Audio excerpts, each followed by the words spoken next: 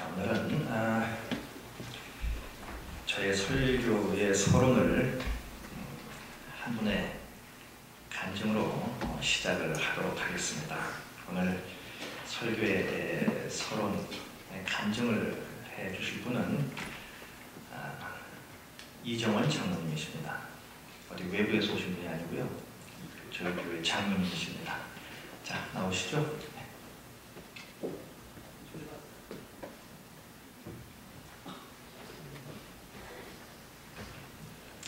안녕하십니까. 여러 성도님들도 잘 아시고 계시겠습니다만, 우리 교회가 전도 폭발을 다시 시작하기로 했고, 그 일환으로 대전 산성교회로 저를 포함해서 3명이 임상훈련을 다녀왔습니다.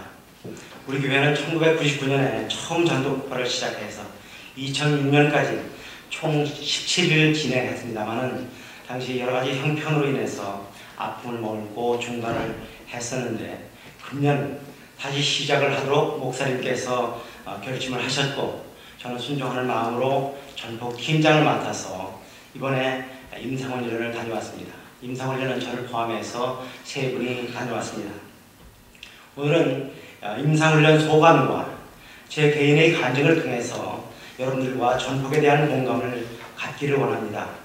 60여 명이 훈련을 받았는데, 영락교회, 지구촌교회, 생문안교회, 사랑의 교회, 남서울교회, 그리고 지방에 있는 중대형 교회의 경우에는 부교역자님들과 전폭 핵심 타협자들께서 추가 양성을 하기 위해서 참석을 하셨었고, 그리고 중소교회의 경우에는 새롭게 전도 폭발 훈련을 도입하기 위해서 목회자분들이 대부분 참석을 하셨었습니다. 여러분들도 아시겠습니다만, 우리 교회 본당 재건축이 하나의 생생한 증거입니다만, 사실 건물을 지을 때 신축 공사보다 리모델링이 더욱 어렵고 더 많은 노력이 들어가야 하는데, 이번 우리 교회가 다시 시작하는 전도 폭발 훈련 역시 쉽지는 않을 거라고 진작부터 저는 생각을 했었습니다. 그런데 막상 훈련을 받고 나니까 제 자신이 생각했던 그것보다 더 세심한 배려와 준비와 기도와 준비를 해야 되겠다는 그런 느낌을 가졌다는 것을 여러분들에게 솔직하게 말씀을 드립니다. 사실 저는 전폭 임상훈련보다 대전 산성교회에서 모든 성도님들이 하고 계시는 모습을 보면서 사실 많은 감동을 받았습니다. 첫 번째는 한 사람 한 사람이 내 일이 아닌 하나님의 사역을 한다는 사명감과 기쁨을 가지고 일을 하신다는 것이었습니다. 전폭 훈련자는 말할 것도 없고, 찬양 인도자, 안내 봉사자, 그리고 새벽부터 저녁까지 식당 주방에서 봉사하시는 나이 지긋하신 권사님들께서 행동하시는 하나하나, 마음씀속에 하나하나가 정말로 감동을 주는 그런 모습이었습니다. 그 다음은 모든 사람들이 한 마음으로 한 목표를 향해서 주어진 위치에서 정말로 최선을 다하는 모습이었습니다. 80이 넘으신 노 권사님께서 정말로 여러분들도 아시다시피 전폭 훈련하면 사실 머리 폭발이라는 얘기까지 합니다만은, 그 80이 넘으신 그 노 권사님께서 정말로 그 전폭 시범을 자원해서 하시는 모습을 보고서는 저를 포함한 60여 명의 참가자들은 정말로 놀랐습니다. 더 이상 변명할 여지는 없구나. 또한 그 세 번째로 보면은 배우고 훈련하는 것을 예외 없이 곧바로 현장에서 구체적으로 적용을 하고 있다는 것이었습니다. 전폭 훈련하는 것들은 훈련으로 그치지 않냐고 매주 한두 번씩 자기 시간에 맞춰서 그룹을 짜가지고 전도 활동을 생활화하고 있는 모습을 볼 수가 있었습니다. 이렇게 하는데 하나님께서 그 교회를 축복하시지 않을 수 있겠습니까? 요즘 서울이나 지방 모두가 대부분의 교회들이 사실 역성장으로 어려움을 겪고 있다고 합니다만, 그 대전 산성교회는 6년 전에는 1000여 명의 성도님들이 계셨었는데, 지금은 2000여 명, 2600명 정도의 교회로 성장을 했고요. 그것이 수평 이동이 아니라 매년 200명 정도의 새로운 세례자를 받는 실질적으로 건강한 성장을 이룩하는 교회임을 저희들이 확인했습니다. 제가 세상에서 일을 할 때도 늘 들어왔었고 또한 제가 이야기를 했었습니다만 성공하는 조직은 성공할 만한 일을 했었고 그렇지 못한 경우는 또한 그럴 만한 사유가 있었다고 했는데 정말로 현지에서 많이 놀랐고 많이 감동을 받았습니다. 돌아와서 느낀 점은 이번 전복을 다시 시작함에 있어서 인간적인 프로그램이 아닌 그리고 사건과 같이 주어진 일을 피동적으로 따라서 하는 일이 아닌 양들을 늑탈하려고 달려드는 일로부터 양을 지키는 선한 목자 대신 예수님의 그 지상 명령을 따른다는 사명감으로 우리 모두가 뭉칠 때 우리 역시 틀림없이 하나님께서 함께 하실 거라고 믿어 의심치 않습니다. 또 한 가지 전복 훈련을 통해서 느낀 점은 똑같은 쌀과 양념 재료로 음식을 만들어도 사람들이 즐겨 찾는 식당이 있고 그렇지 못한 식당이 있듯이 같은 복음이라고 하더라도 먼저 믿는 우리들이 어떻게 표현을 하면서 전도 대상자에 다가가 설득을 하고 선포를 하냐 하는 것이 정말로 중요하다는 것을 느꼈습니다. 즉 전도라는 것이 사명감에 더해서 완전한 훈련을 받고 실행을 옮길 때 거기에서 능력이 발휘된다는 것을 새삼 느꼈습니다. 이번에는 제 이야기를 개인적인 이야기를 드리겠습니다. 이번 전도훈련에 끝나면서 저희 비슷한 간증을 했었습니다. 교회 다니는 사람들이 사실 8자 이야기를 하면 안 됩니다. 7자 이야기를 해야 됩니다. 무슨 말씀이냐고요? 7자, 7일.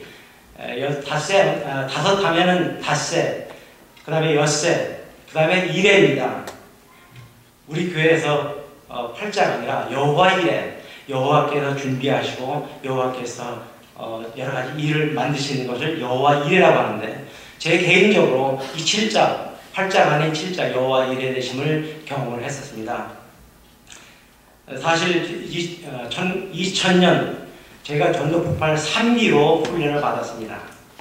여러분들 아십니다만 전도폭발 훈련을 시작하면 시작에 바로 앞서서 간증문을 쓰게 되어 있습니다. 제가 간증문을 아주 잘 썼습니다.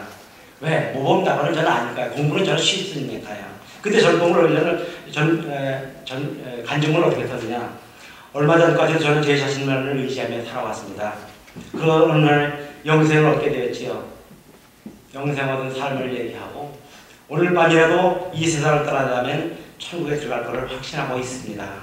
이렇게 썼습니다. 모범 답안입니다.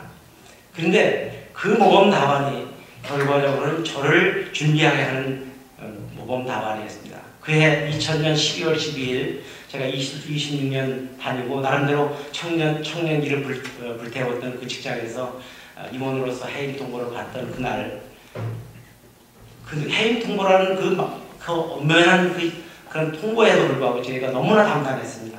지금까지 저는 간증문과 같이 사실 그 전과 같은 저는 그런 담담함을 가질 수 없고 상당히 분노하고 내가 왜 그러냐 하는 그런 생각을 해야 됐을 건데 제 자신이 너무나 담담하고 참 차분했고 아주 받아들였습니다. 왜? 나의 미래는 하나님께서 준비하실 거라는 믿음이 있었기 때문에 그런 간증을 통해서 나를 준비시켰던 것입니다.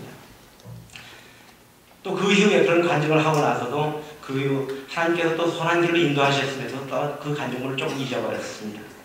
그 후 또 장로라는 직분을 맡고도 사회일이 바쁘다는 여러 가지 핑계와 구실로 인해서 다시 그의 공부를 잘 못했습니다. 그런데 이번에는 하나님께서 저한테 그렇게 말씀하신 것 같습니다. 그래, 내가 잘 써먹는 그 구실과 핑계 이제 다 없애졌는데 바쁜 거 다 없는데 너 지금 뭐 할 거냐? 그 말씀을 저한테 하는 거라고 그런 말씀을 하는 것 같은 그런 생각이 들었습니다. 사실 그렇게 말씀을 하고 계신 것 같습니다. 아직도 저는 많이 부족합니다. 그러나 현실, 이 사실만 본다고 하면 힘들고 정말로 어려울 수도 있지만은 전에 우리 여호수아가 갈렙이 보고하고 돌아오면서 정탐하고 돌아오면서 하는 이 말씀, 하나님이 함께 하시면, 하나님이 기뻐하시면 이런 그런 믿음과 현실 그 너머에 있는 비전을 바라보면서 나아가려고 합니다. 여러 성도님께서도 이런 저의 희망과 믿음에 함께 동참해 주실 거라고 확신합니다. 우리 모두가 한 마음으로 나아갈 때 하나님께서는 우리의 기대보다 더 좋은 것으로 허락하실 것으로 확신합니다. 이제 전복 훈련은 다음 주부터 예비 모임을 정상적으로 시작을 하고 3월 11일 날 개강 예배를 시작합니다. 여러분들께서 많이 기도해 주시고 함께 해 주실 것을 간절히 기대합니다. 감사합니다.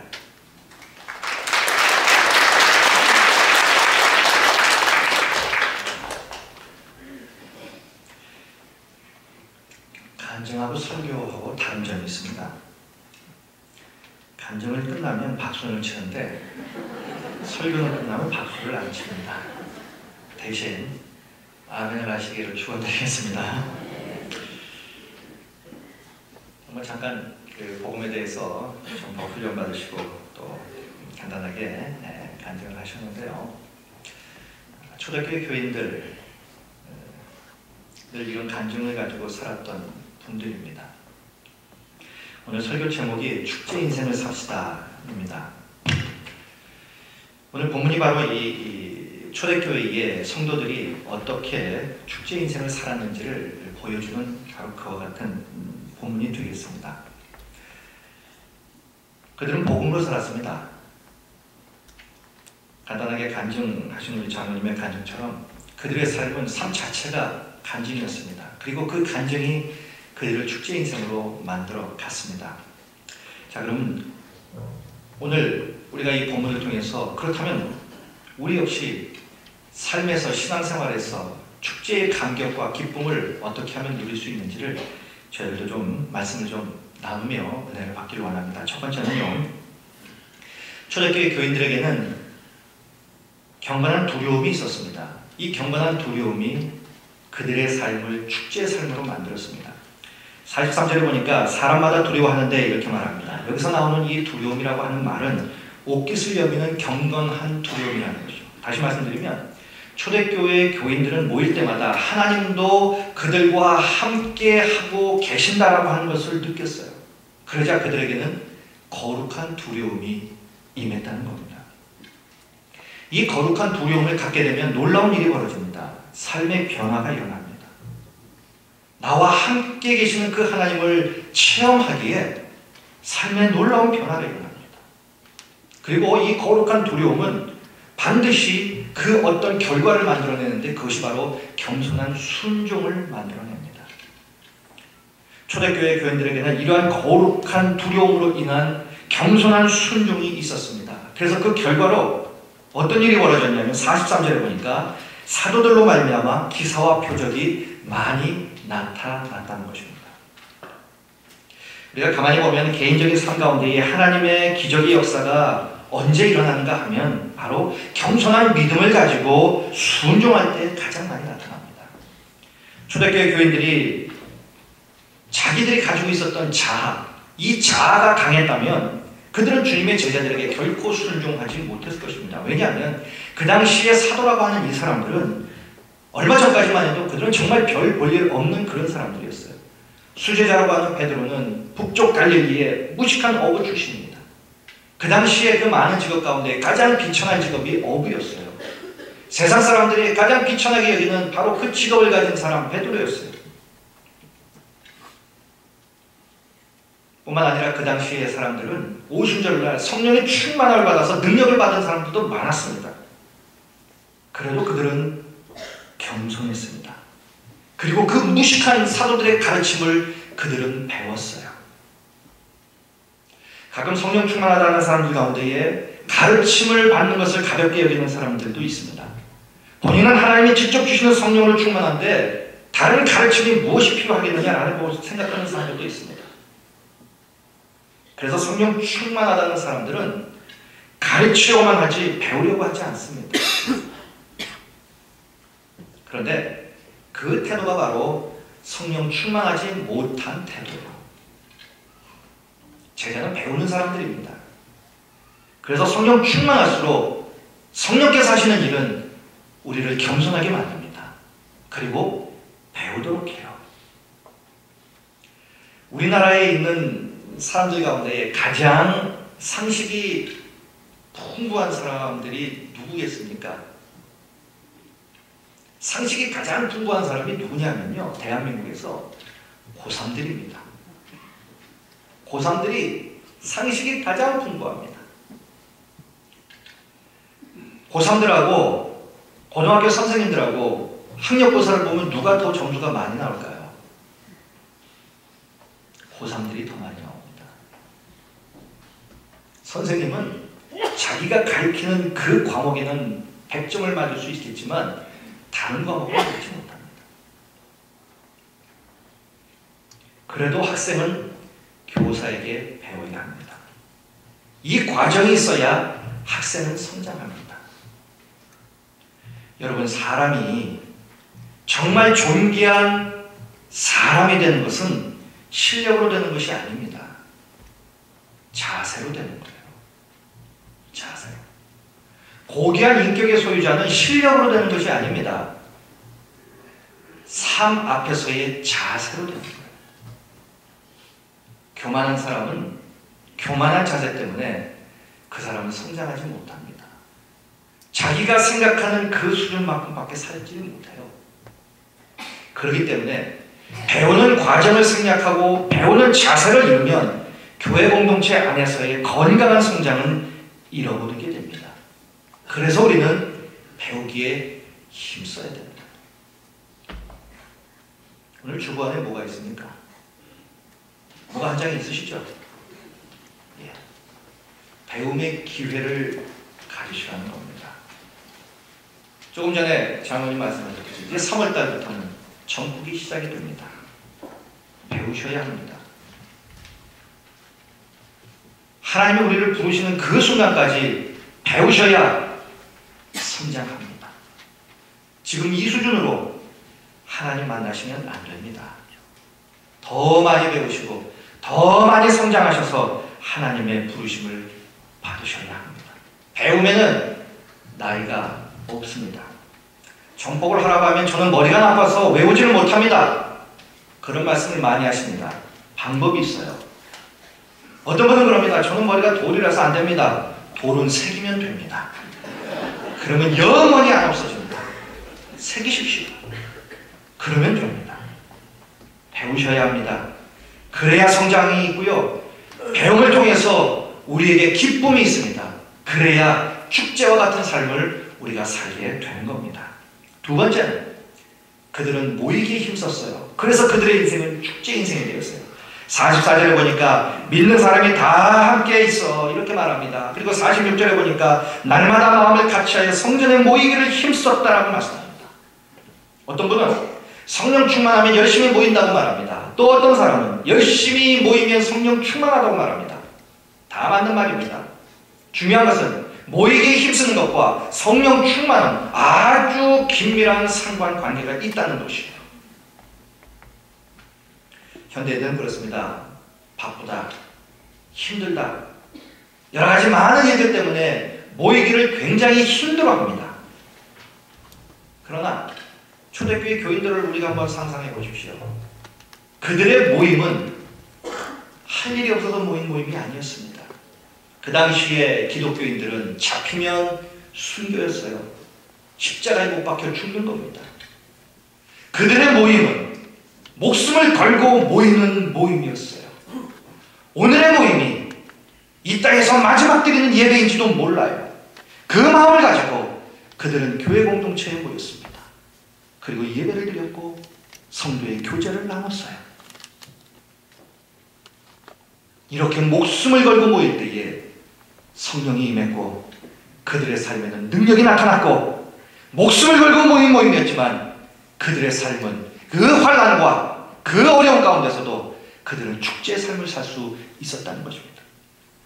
히브리서 10장 25절은 이렇게 말합니다. 모이기를 패하는 어떤 사람들의 습관과 같이 하지 말고 오직 권하여 그날이 가까이 오면 볼수록 더욱 그리 하자.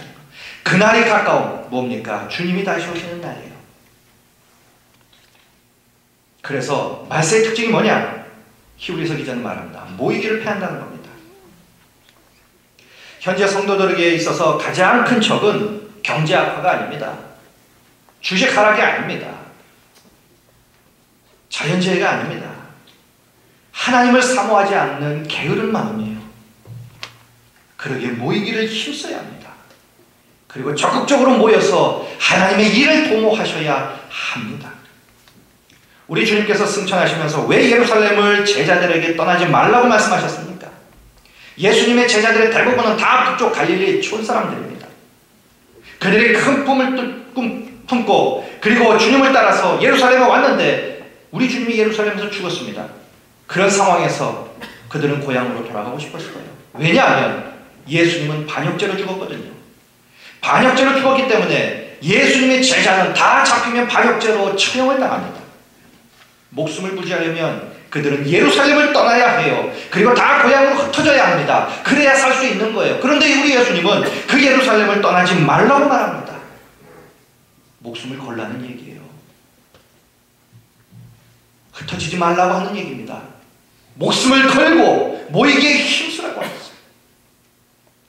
제자들은 이 예수님의 말씀에 순종하여 그들은 예루살렘을 떠나지 아니하고 그들은 모입니다. 그러자 성령이 임합니다. 마침내 폭발적인 부흥의 역사가 일어납니다. 만약 그들이 자기의 생각과 자기의 목숨을 부지하려고 흩어졌다고 한다면 오순절의 역사는 결코 일어나지 않았을 것입니다. 그러기에 모이기에 힘써야 합니다. 삶이 어려울수록 모이기에 힘써야 합니다. 교회에 모이기 힘써야 합니다. 마음이 즐거우면 모여 찬송하고 울적하고 답답해도 더욱더 모이기를 힘써야 합니다.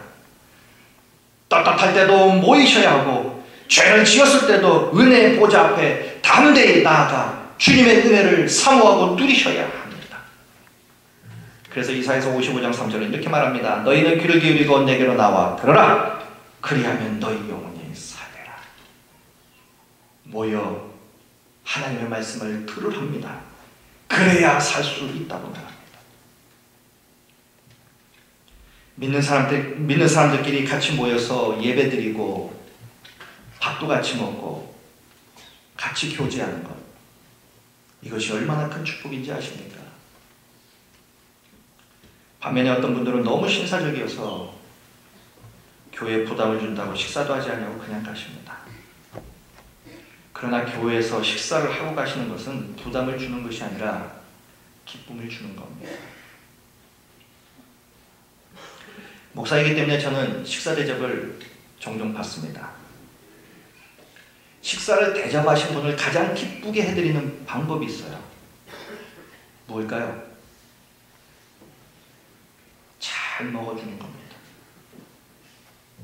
그것이 무엇이었든지 삼매침이든 아니면 라면이든 무엇이든 사내집이든 무엇이든 음식의 종류에 상관없이 준비해 주신 분을 기쁘시게 해드리는 것은 잘 먹어드리는 거예요.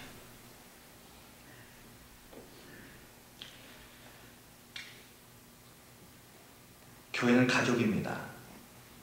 교회는 또 다른 커다란 가정이에요.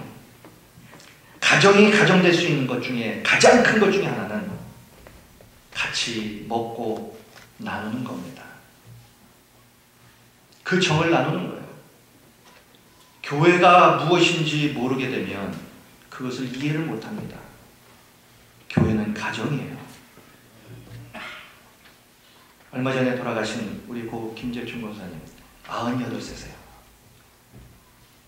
교회는 1세기가 있습니다. 방금 태어난 아기가 있고 100세 되신 어르신들이 이 가정에서 같이 지내시는 거예요. 가정입니다. 하나님이 세우신 가정이에요. 세상에 나가서 힘들 때에 어려운 일을 당할 때에 교회라고 하는 이 가정에서 새롭게 위로를 받습니다. 새로운 힘을 얻어요. 그리고 세상 나가서 다시 믿음으로 사는 겁니다. 그래서 교회 가정은 사람을 새롭게 만들고 새로운 힘을 공급해주는 가정입니다.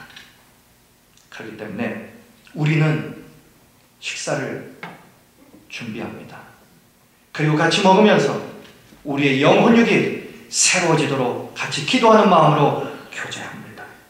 이 교제가 없을 때 교회는 교회가 갖고 있는 그 가장 중요한 하나의 성격을 잃어버리게 되는 겁니다. 모이기에 힘쓸 때에 이러한 은혜를 우리가 누릴 수 있게 되는 겁니다. 초대교회 교인들은 환난과 핍박 가운데 있었어요. 목숨을 걸고 그들은 신앙생활을 했습니다.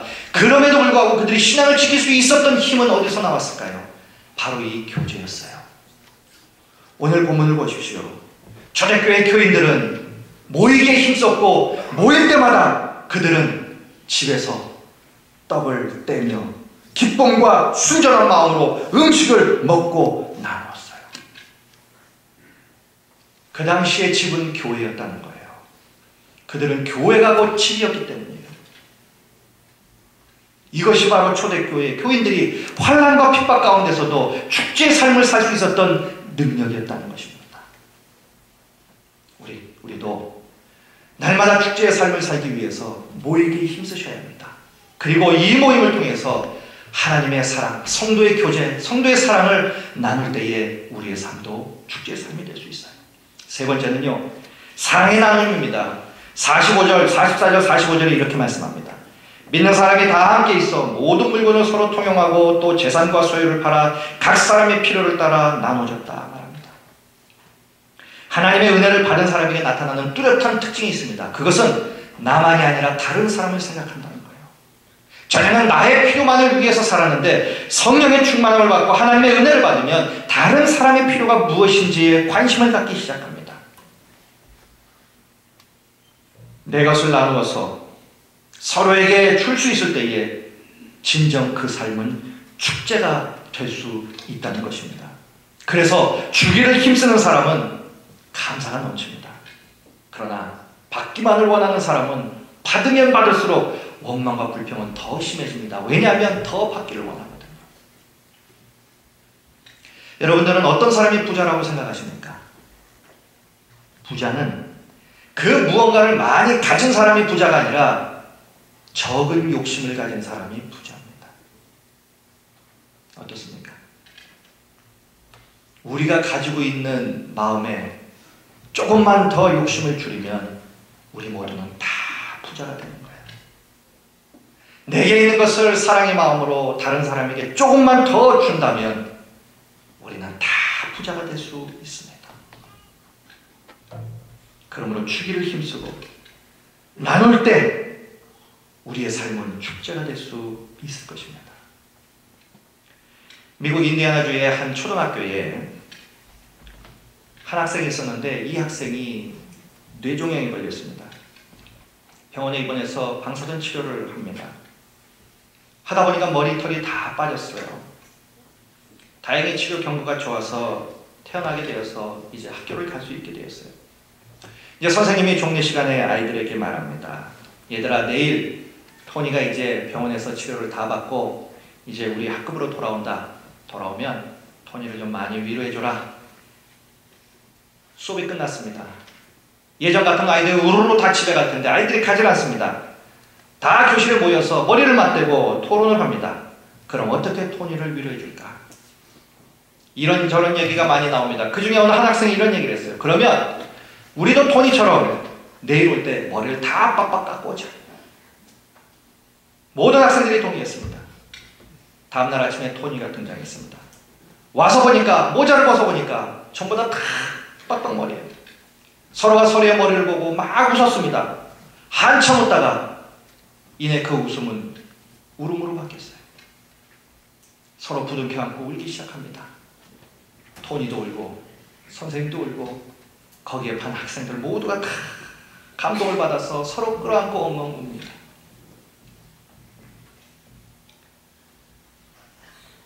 마음을 나누지 않고 어떻게 삶에 행복과 감동이 있고 하나님의 축복이 있겠습니까?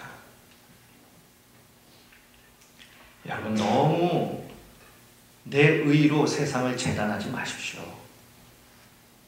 내가 갖고 있는 의가 얼마나 큰 의일까요?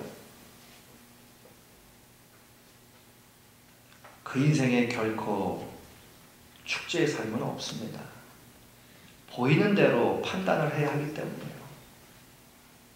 내가 하는 말, 세상을 향해서든 교회를 향해서든 그 누구를 향해서 하는 말은 그 사람들이 듣기 전에 내 심령에 뿌려집니다.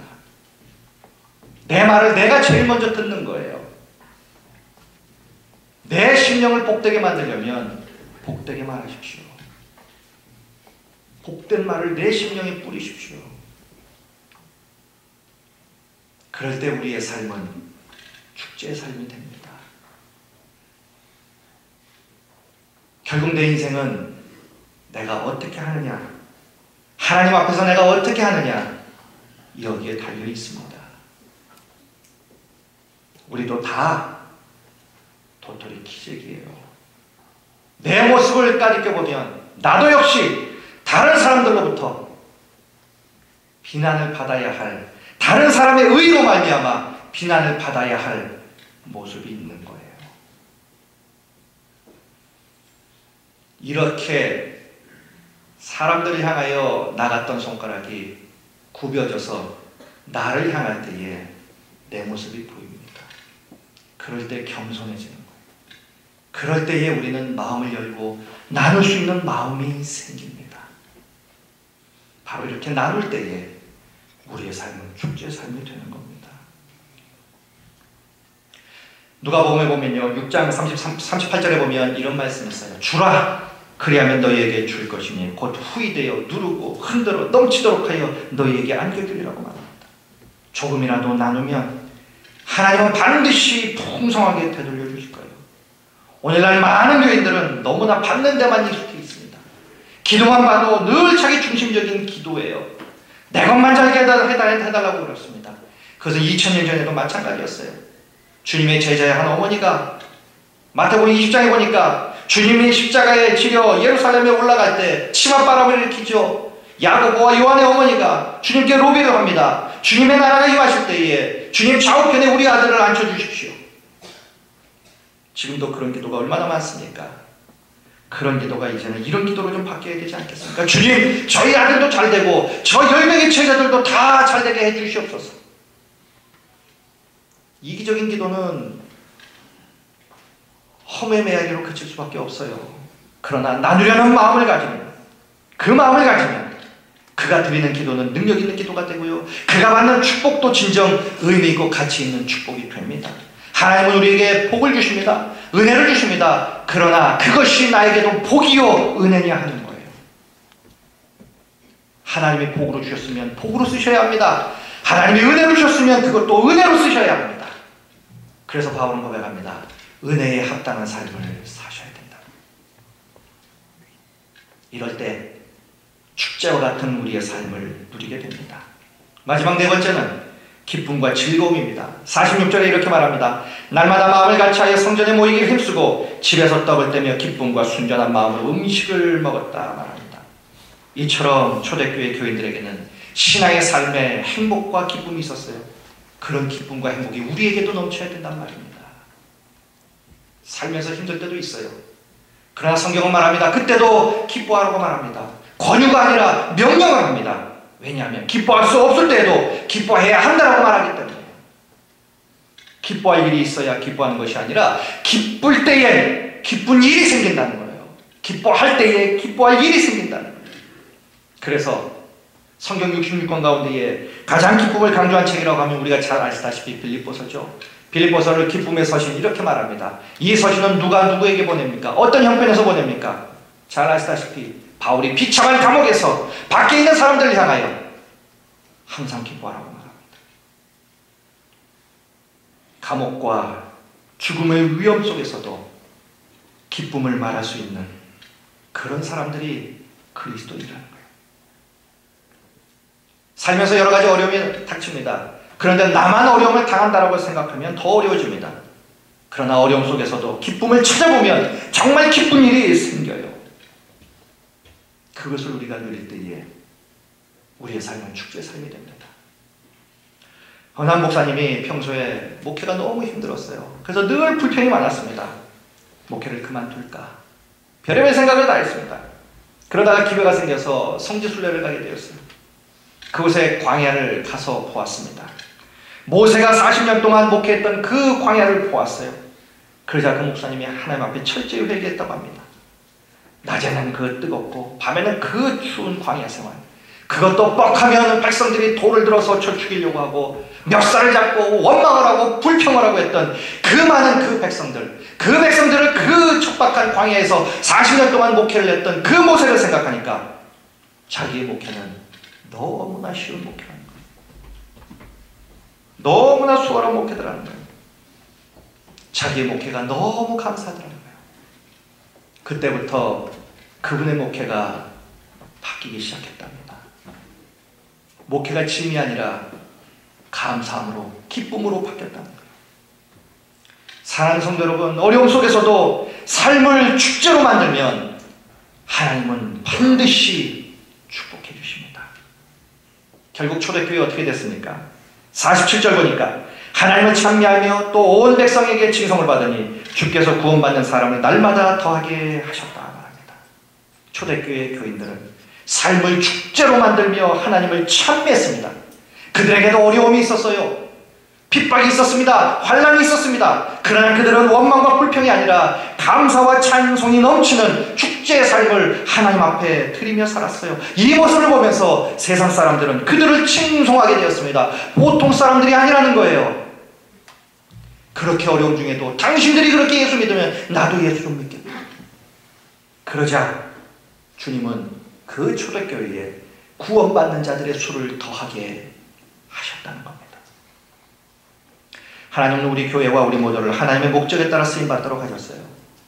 하나님의 우리 교회와 우리 모두를 지으신 목적은 하나님의 손이 되고 발이 되고 입이 되기 원하신 것이었어요.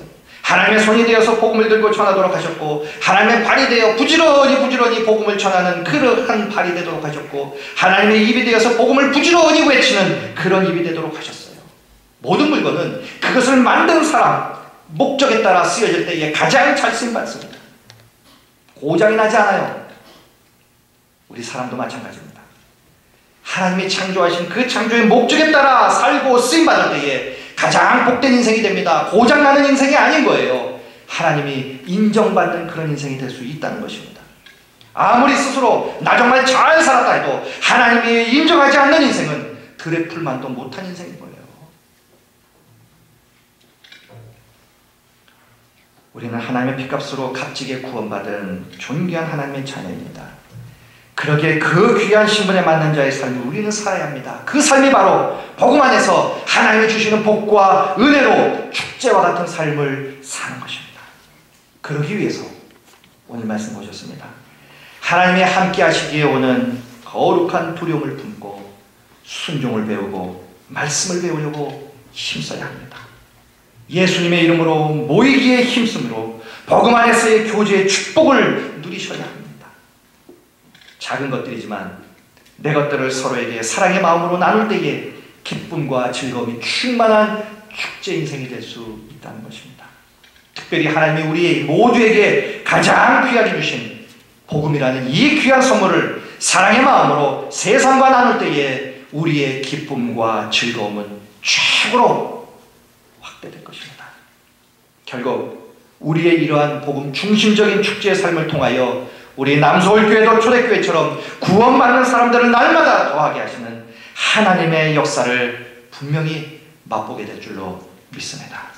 다시금 우리의 모두의 삶이 복음으로 인한 축제의 삶이 다 되시기를 주님의 이름으로 간절히 축원드리겠습니다. 기도하시겠습니다.